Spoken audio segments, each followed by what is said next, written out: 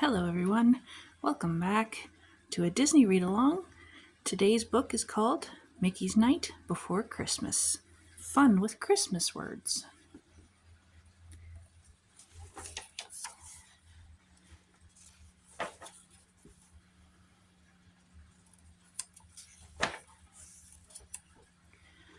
"'Twas the day before Christmas, and all through the house not a creature was stirring except Mickey Mouse. His stockings were hung on the chimney with care, with mistletoe and wreaths and cards everywhere. He knew friends and neighbors would all soon appear to share Christmas wishes and warm Christmas cheer. A cup of hot chocolate before they arrived was just what he needed to feel quite revived.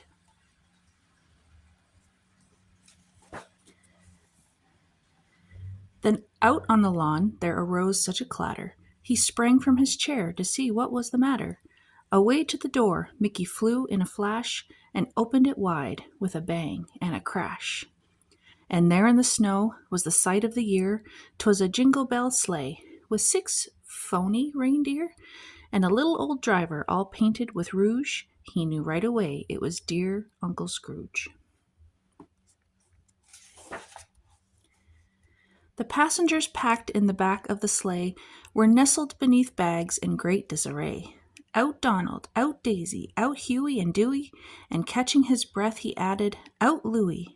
Into the house all the visitors flew, shouting, "A very good Christmas to you." "Merry Christmas to you," Mickey said with a smile. "Make yourselves comfy and stay for a while."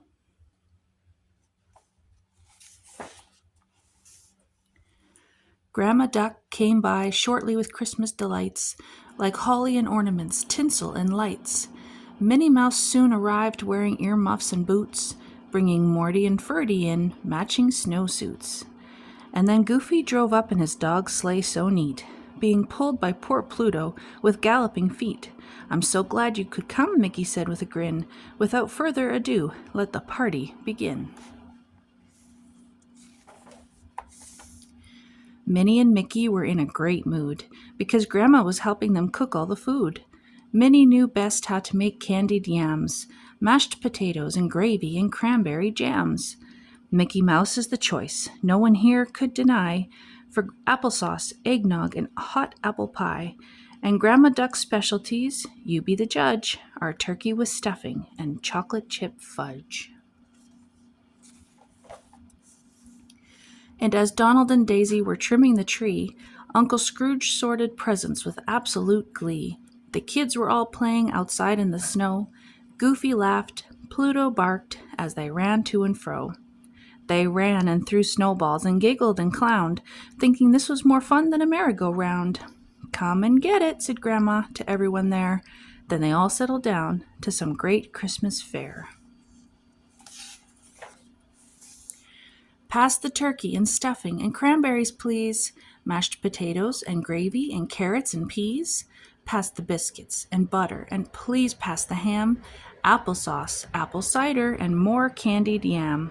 Pass the turnips and cornbread and corn on the cob.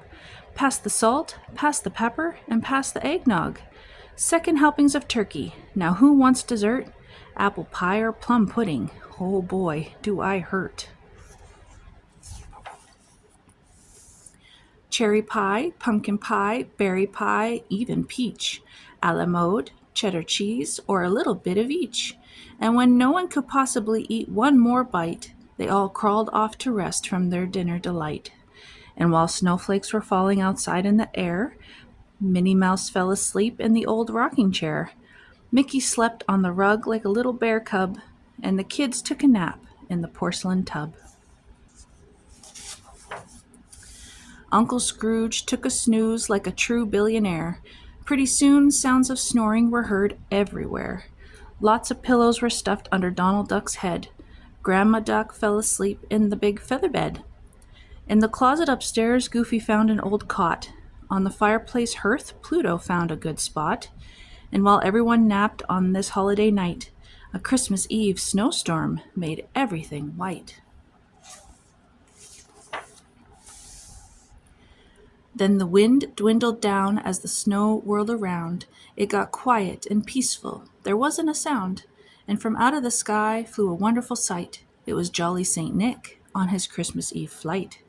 His reindeer flew down to the housetop with care, and ever so gently they landed right there. With a wink in his eye and a huff and a puff, he unloaded a bag that was bulging with stuff.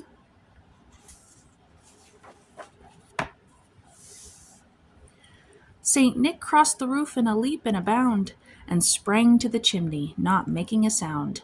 On the hearth down below, Pluto thought, "What is this?" as a clump of wet snow doused the fire with a siss. And then all of a sudden, in front of his eyes, old St. Nicholas stood there and whispered, "Surprise!" Pluto knew right away it was good old St. Nick, and he greeted his friend with a warm hello lick. And in whispers so quiet that no one could hear, old St. Nick talked to Pluto while scratching his ear. Then he placed his big bag on the living room rug. "Merry Christmas," he said, giving Pluto a hug. "Urf, urf, urf," answered Pluto, with tail wagging cheer. "Take good care," Nick told Pluto. "I'll see you next year." Up the chimney he rose to the roof to his sleigh. In a flash he was gone and was soon far away. All the nappers awoke with a smile of good cheer. Grandma said, "Oh, it's midnight and Christmas is here. Time to open our presents," Mickey said to them all. "But who left this bag sitting out in the hall?" "The tag says, 'For Pluto, from your pal Nick.' I guess I had better just open this quick." Mickey pulled on the string and the bag opened wide. No one there could believe what was piled inside. There were bones of all sizes and bones of all types, also dog toys and squeak toys and toys that had stripes. There were balls and old shoes and a stick to chase too. Who on earth could have left this? I think I know who. Old St. Nick must have come while we all took a nap, and he left Pluto's presents for me to unwrap. Now we all have a gift, so let's give a big cheer.